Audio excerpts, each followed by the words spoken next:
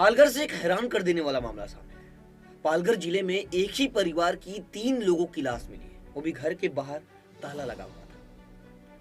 नमस्कार दोस्तों, मेरा नाम है ब्रिजेश यादव, फिर हाजिर हूँ क्राइम स्टोरी श्रृंखला के एक नए एपिसोड में।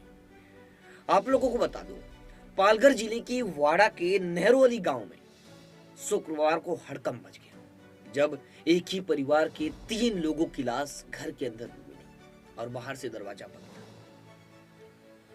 इस केस की शुरुआत होती है, एक नेहरूवाली गांव में एक परिवार रहता था। परिवार में एक बुजुर्ग दंपत्ति रहते थे और उनकी एक विकलांग बेटी रहती थी। बुजुर्ग दंपत्ति का नाम था मुकुंद राठौड़ और उनकी पत्नी कंचन राठौड़ और उनकी एक बेटी थी संगीता, जो शारीरिक रूप से विकलांग थी, इसलिए वो माँ बाप के साथ रहती थी, लेकिन अविवाहित थी, उसकी शादी नहीं हुई थी। वो माँ बाप के साथ रहती थी, सब कुछ सामान्य चल रहा था। और उनका एक बेटा है पंकज।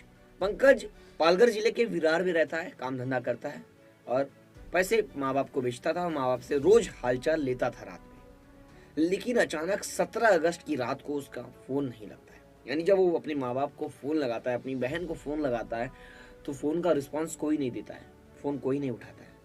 उसके बाद हर बार उसने कांटेक्ट करने की कोशिश की।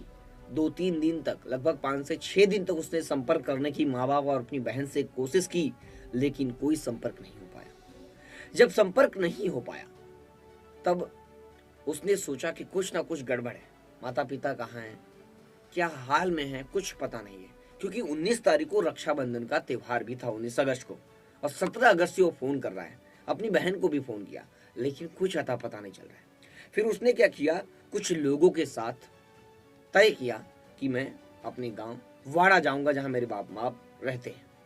उसने तय करने के बाद कुछ लोगों के साथ लगभग 23 से 24 किलोमीटर का सफर तय किया और तुरंत घर पहुंचा, जहां घर के बाहर ताला लगा हुआ था। जब वो देखा तो हैरान रह गया। फिर उसने सोचा, जो अपने उसके रिश्तेदार हैं उन्होंने बुलाया और सोचा ताला तोड़ते हैं। ताला तोड़ा। ताला तोड़ते बहुत कस दुर्गंध आ रही थी, यानी असहनीय बदबू आ रही थी, जिसे कोई भी बर्दाश्त नहीं कर पाएगा। इतनी गंदी, जैसे कुछ बड़ा जानवर मरा हो।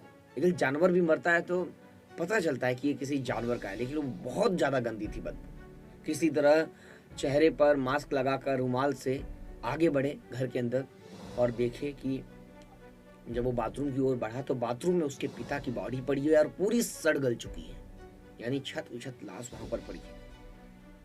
पूरी बॉडी डिकम्पोज लगभग हो चुकी है और उसके ऊपर एक कपड़ा रखा हुआ था, कपड़ा डाला हुआ था। फिर उसके बाद वो लोग बेडरूम की ओर बढ़े। बेडरूम में एक बॉक्स था लकड़ी का, और उस लकड़ी की बॉक्स में उसकी बहन संगीता और उसकी माँ कंचन की बॉडी पड़ी हुई थी। इस सारा दृश्य देखकर उसके रोंगटे खड़े हो गए और पूरे इलाके में सनसनी फैल गई।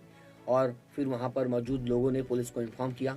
मौके पर कंट्रोल रूम से फोन करने के बाद वहां पर पुलिस की टीम पहुंची, पालघर पुलिस की टीम पहुंची और जांच शुरू की। फिर बॉडी को, जो क्राइम स्पॉट है, उसे लॉक किया पुलिस ने और स्ट्रिप लगाकर, और उसके बाद एविडेंस को पुलिस कलेक्ट कर रही है और उसके बाद बॉडी को अपने कब्जे में लेकर पोस्टमार्टम के लिए भेज दिया। बॉडी को ये देखकर भी पता नहीं लगाया जा सकता है कि ये बॉडी किसकी है, क्योंकि बॉडी इतनी सड़ चुकी है।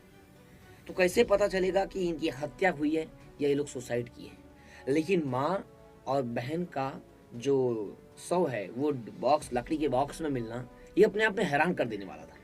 अगर सुसाइड होगा तो लकड़ी के बॉक्स में कैसे जाएगा, ये भी हैरान कर देने वाला मामला था। इसलिए पुलिस को कहीं ना कहीं लग रहा है कि इस केस में मर्डर हुआ है। अब मर्डर कौन करेगा, क्या पता पिता ने मर्डर किया हो, पॉसिबिलिटी है पिता ने मर्डर करके सुसाइड कर लिया हो।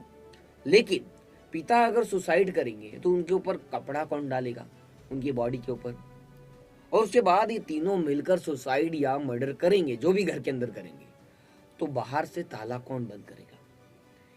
एक के बाद एक जो बातें हैं वो क्लियर नहीं हो पा रही है पुलिस को। पुलिस ने 103 जो बीएनएस की धारा है उसके तहत मर्डर का मामला और साक्ष्य मिटाने के धाराओं के तहत मामला दर्ज कर इस केस में जांच कर रही है, क्योंकि ये मामला काफी बड़ा दिख रहा है।